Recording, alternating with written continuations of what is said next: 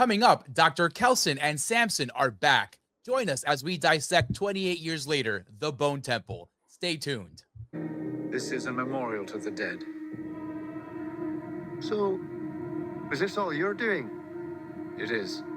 Are you Old Nick? Old Nick. You mean Satan? Yes.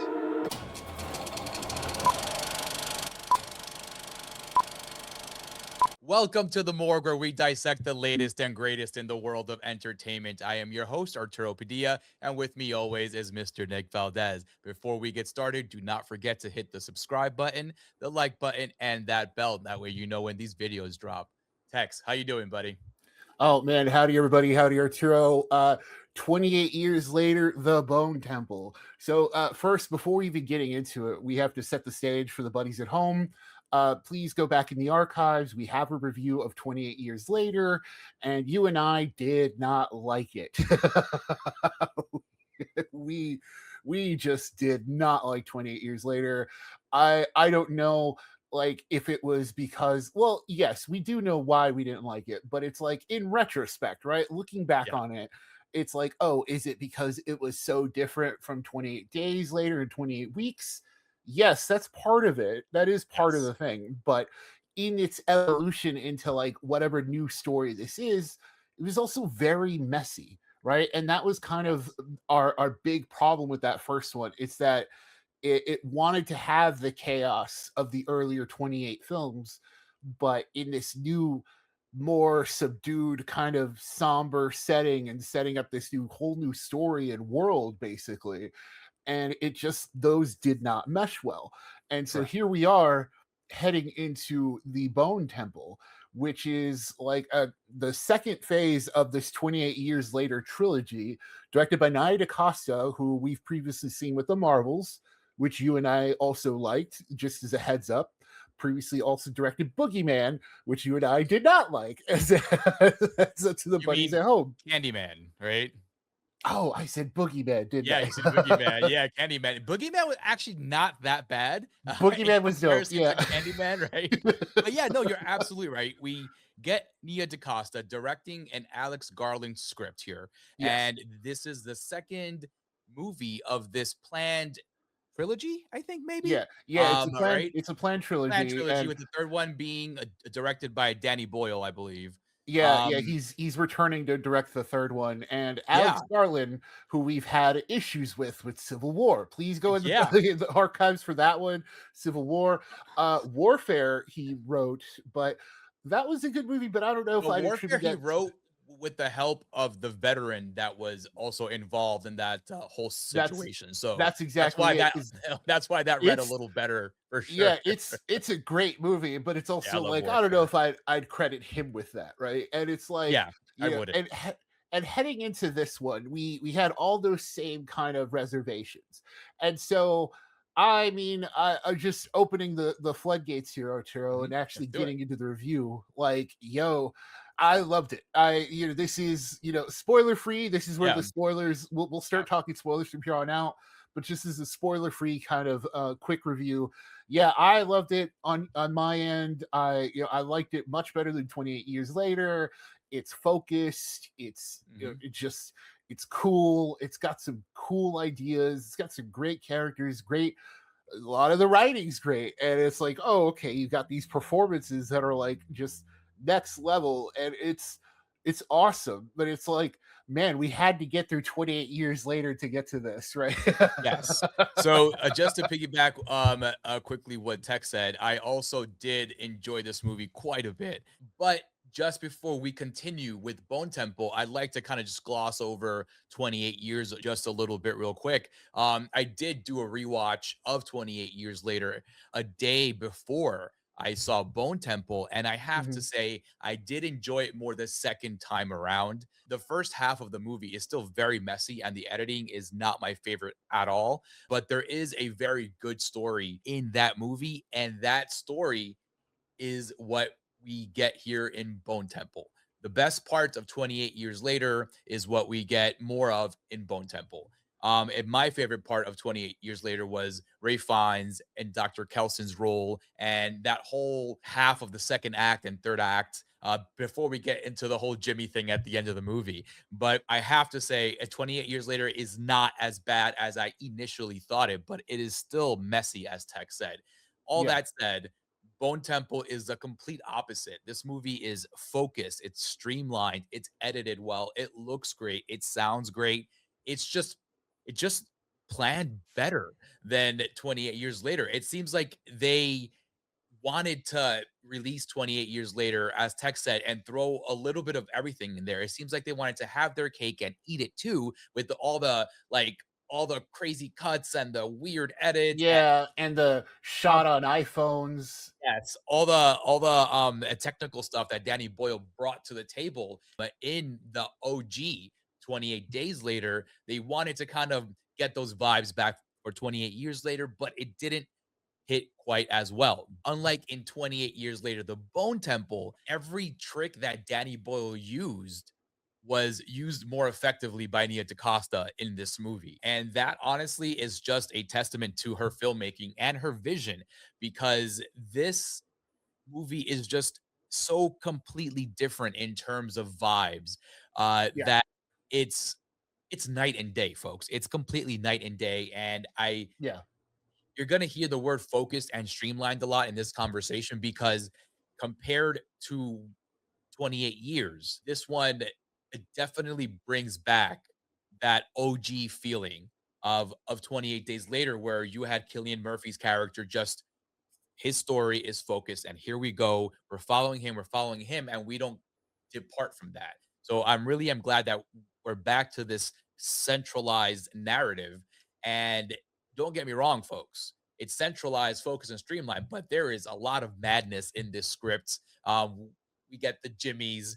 We get more crazy sequences because of the Jimmies. The story of Spike gets continued in here, and we just get a very fantastic Ray Fiennes performance that honestly, like, it just sucks that this is like right in January, and like by December, this thing is gonna probably be forgotten because of Doomsday and all that other stuff. But Ray Fiennes, man, Voldemort, he who shall not be named, freaking killed it, Tex. Man, let's break this thing down, Tex. Where do you want to start? Yeah, like digging into 28 years later, the Bone Temple, like going into the Bone Zone, legit. Full spoilers from this point out. We kind of have to break it down into like chunks because that's kind of the story. Like Yeah. it's really two focused character stories, but within those characters, there are little branching paths and little updates for everybody in the whole involved. Like, so first, we get the whole Jimmy situation. And when Jimmy and the Jimmies were introduced at the end of 28 years later, it was like this very drastic change in tone. And it's like, oh, okay, I didn't like it because in 28 years, like by the time you get to that point in 28 years later, it's already had this really heavy emotional moment and stuff like that. So like to go out on this ending as like a tease for the second film, it was like in that moment, I remember going, oh no, like I don't know if I could do a whole movie like this. And Yeah. thankfully, Nia DaCosta was like, Thankfully, we're that wasn't it, dude. yeah, Oh my Nia god. DaCosta Imagine, was dude, yeah. if Danny Boyle was in charge of this one, like, Uh, because that was one of our biggest gripes. If you go yeah, back to our review in the archive, that was one of our biggest gripes, and not just us.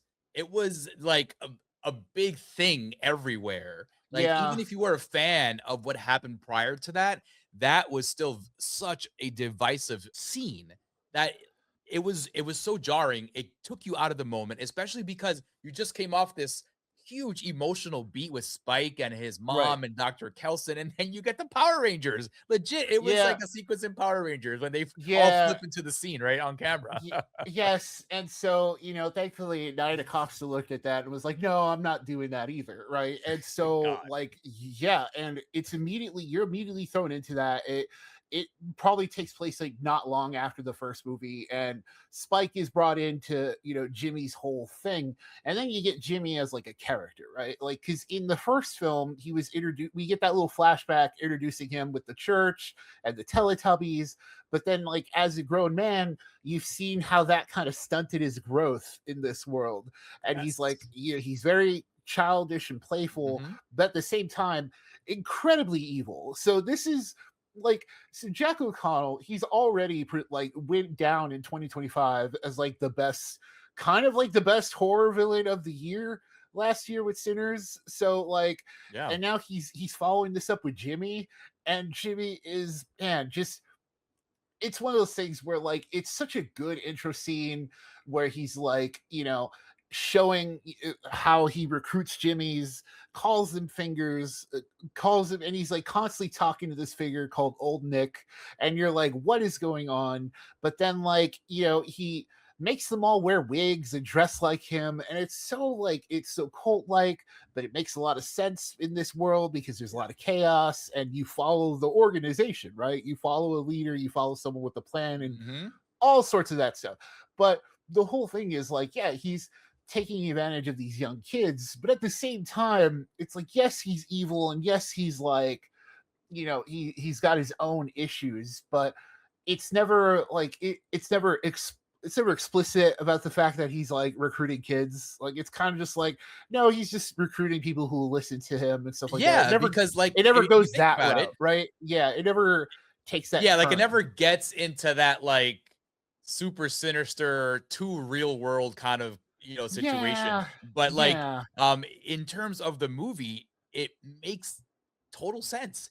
You can say gathering, but these younger kids are flocking towards him for yeah, protection, right? And for help yeah, and for safety. And that said, he just creates this image of being this leader because they have no one else to look up to. right, Imagine. right. So as you said, Tex, when we first met Jimmy in 28 years later, he's running for his life because his whole family just got killed by zombies. So these kids under his watch and supervision, these other Jimmys, they probably suffered and endured the same kind of situation, all by themselves, no family whatsoever, except for Sir Jimmy Crystal, right? So Yeah, it and is he's it, actually it's kind of it's written so well in this one and how the whole Jimmy thing just develops. It's yeah, quite interesting to kind yeah. of just unravel, man. It's so interesting because there's so much you want to talk about Jimmy in particular, Yeah. right? Because it's like, yes, he's like a cult leader type. Yes, he's like a murderer. And then he like takes glee to what he does for this thing called Old Nick that he keeps saying, right? And we get like this awesome like scene of like it's torture. Like it's a Yes. straight up torture scene with the Jimmys. And Yes. it's so brutal. It's so like it really gets at you. It's really uncomfortable. Like, let's just say, Yeah. like, it's It's straight up. evil. It's evil. It's very evil, and he calls it charity to Old Mhm. Nick, and it's so like it's just it's so cool. Like, that's unfortunate, right? Where it's just like you're watching it, you're like, man, this is Yes, it so is cool. so well done. It's It's so horror at wicked. its Yeah. truest core because it's definitely bringing up all these crazy feelings of I can't watch, but I have to see what happens next. These guys are so evil, but this is so well done. It's just horror at its best. We don't and it's funny because we're talking about 28, the 28 years, 28 days franchise, whatever you want to call it. And this is Right. technically a zombie movie on paper, but the horror we see here comes from the living, breathing, non-infected people, Yeah, and it's it shows how the environment just has changed these people and made them true monsters, man. yeah, it's real zombie movie logic, right? It's like Yeah, humans are the real monsters, but the real here it's monsters are the humans. yeah, Like, but here it's really actually emphasized and focused on because on the other side of the with him, you have Spike's story evolving in this. You have girl Jimmy who's like going through her own thing and she might not believe Jimmy and what he's saying, and there's this little back and forth with them. And on the other side of the coin, you have Dr. Ian again, and Dr. Ian Ray Fiennes, who we met in 28 years and was also the best part in that movie, mhm. gets so much more focus in this time, and his story is super intriguing on its own because then Yes. he you see more of his relationship with the alpha Samson, right? And in the first movie you're like, oh, okay, this is just a quirky thing this guy does, right? But no, it's so sad on top of that, right? Because it's like, no, he's really trying to foster any kind of connection with Mhm. Samson and trying to like, and it's so cool because so much of his side of the story is focused on that. It's these quiet scenes with Samson and Samson himself too. Like, wow, like you know, they thankfully fixed some of the things with Samson that we had an issue with in the first film. We don't need to get explicit, but they did fix those things. And and in grounding Samson makes him, more human and more Mhm. like relatable rather than the monster himself. And Samson himself is so interesting in this movie too, which is something I never thought I'd say. You see him Yeah. in the first one, right? Yeah, right. And How and, crazy is that? and it really in that first one, you're like, oh, this is just a stunt zombie, right? You have this actor, Chi Lewis Perry, who you cast him for his body, and you're like, yeah, like this is just they needed a big, strong guy, and you're like, and then he delivered right in the first one, and in this one, it asks so much more from him to like emote, which is it. Yes. There's just I this is the big spoilery part of the thing, but Dr. Ian's relationship with Samson evolves the more he continues to use morphine on him. Yes. It's quite And beautiful, actually. yeah, and through that you see all this stuff with Samson as he like starts to remember his Yeah. humanity. And it's so, man, you're like, yo, this Yeah. is so It's interesting for a zombie movie, right? it's Like it's awesome. It's so, yeah, absolutely it's beautiful. It's gorgeous. It's awesome. It's excellent. I'm telling you, like I just didn't expect this from Alex Garland. It's been such a long time since he's had a script like this. I think the last time he had a script like this, dude, was Annihilation. And yeah, that was like such a long time ago. But Tex, to your point, with the story of the Doctor and Samson, as we saw in 28 years, it was, as Tex mentioned, a very rudimentary kind of relationship. We just kind of right. knew Samson as this monster, and Dr. Kelson was just the guy kind of keeping him at bay so we can get everything accomplished with Spike and his mom and all that stuff. But here, everything just blooms into this beautiful relationship because Dr. Kelson is alone. He has Yeah. been by himself for 28 plus years, and he just wanted some companionship, somebody to talk to. And at the same time, he's such a genuine person and good person in this world. As a doctor, he wanted to use his knowledge and his skills to see if he can cure this man, right? And as the story unfolds, we see bit by bit that the doctor is doing some amazing work, and Samson starts to remember, as Tech said. He starts to talk, and just it's such a great moment because there was a scene in this Yeah. movie where the doctor is he feels bad for Samson. He's like, listen, I can't really help you too much. What I have, the doses I've been giving you are wearing out. You're a big dude. It's taking a lot of morphine Yeah. to get you He's to this, you know? yeah, he's gonna put him down. Like it's Yeah. basically like, yo, I only have like a week's worth of morphine left. Hmm. And like, yeah, and he's like, I just can't let that happen to you. And he's like, especially after all that time they bonded, it's like, yo, Yes, he can't let him turn into a monster again after all this. exactly. But then he says moon, and it's like, He yo, says okay. moon. And yo, that was like, I got goosebumps just talking about it right now because it's such that is absolutely the last thing you would ever expect in this franchise. And here we are. And Yeah, Infected, is recognizing the moon. And then we get this awesome flashback of Samson's story, as Tex mentioned earlier. And we see how he got there. And we see how he's just recollecting his memories and his eyes. It's awesome how they did this. His eyes slowly became a little bit more human and yeah. less enraged as the story went on. And I thought that detail was just so important that that happened.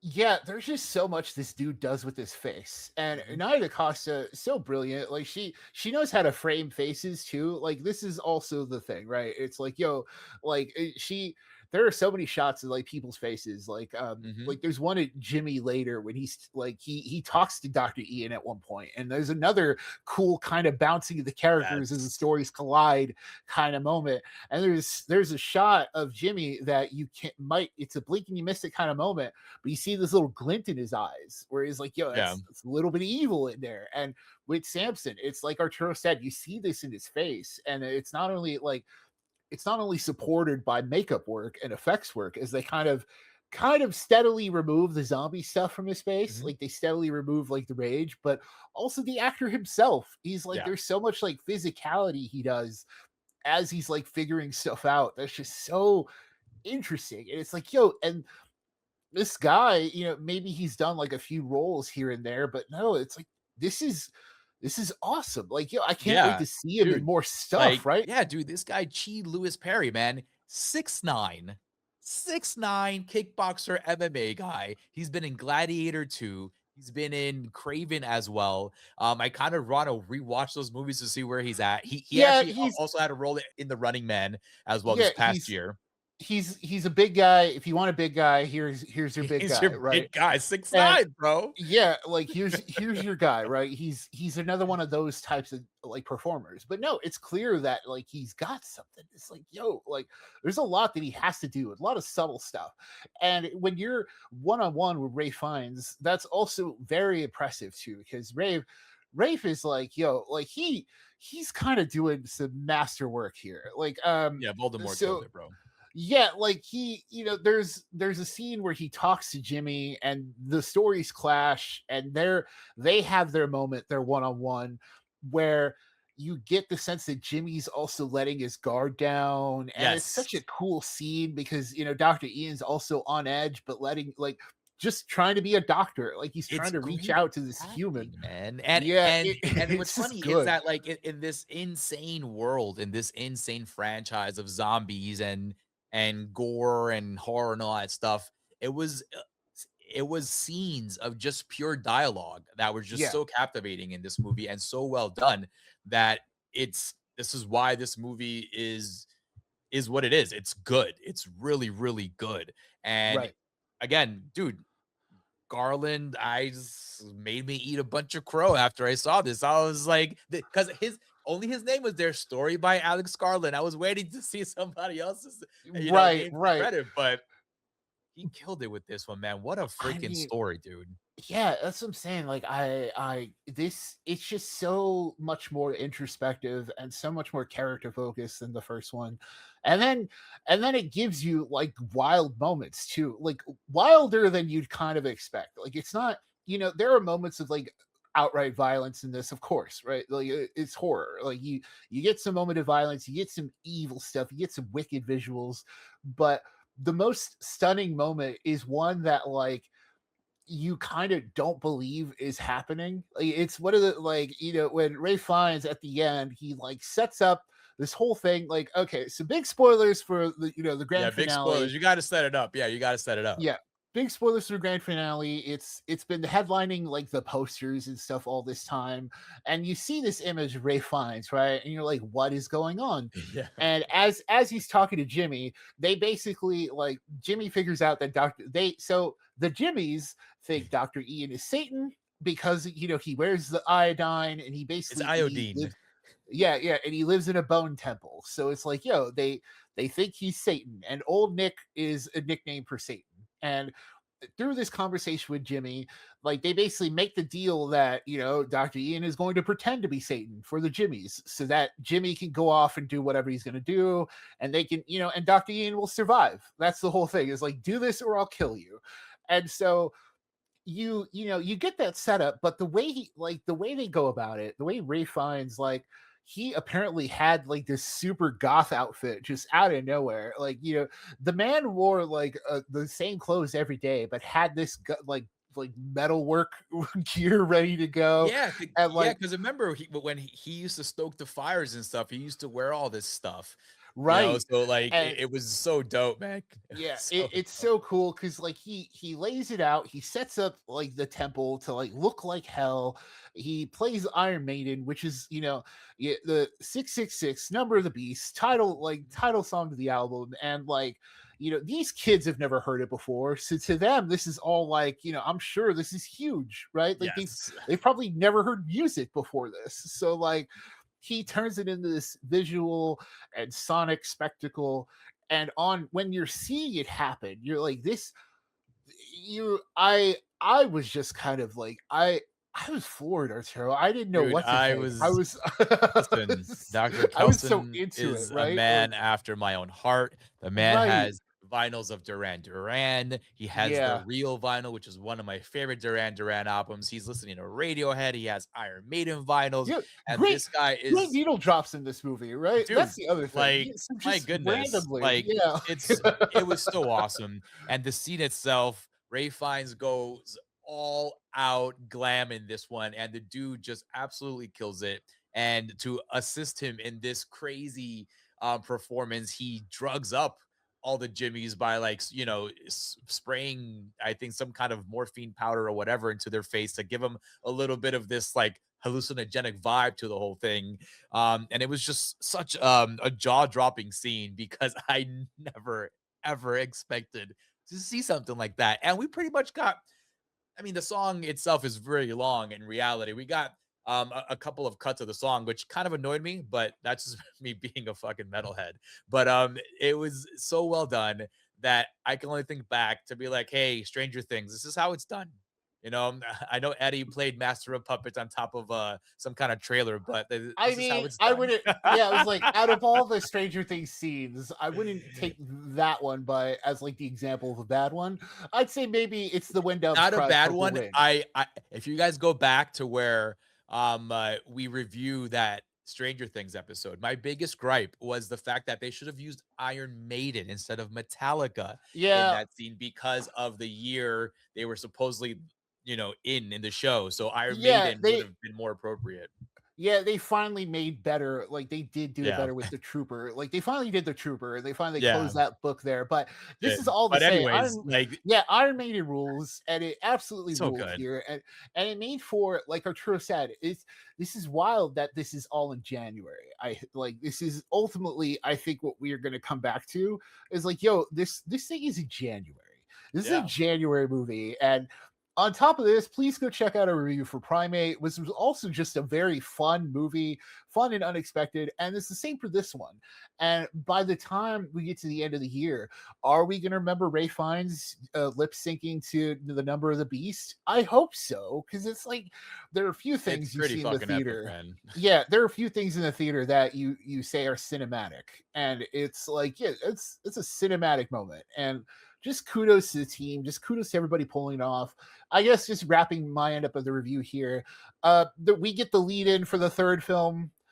Big spoilers there. Cillian Murphy's back, and good for him. It's an update.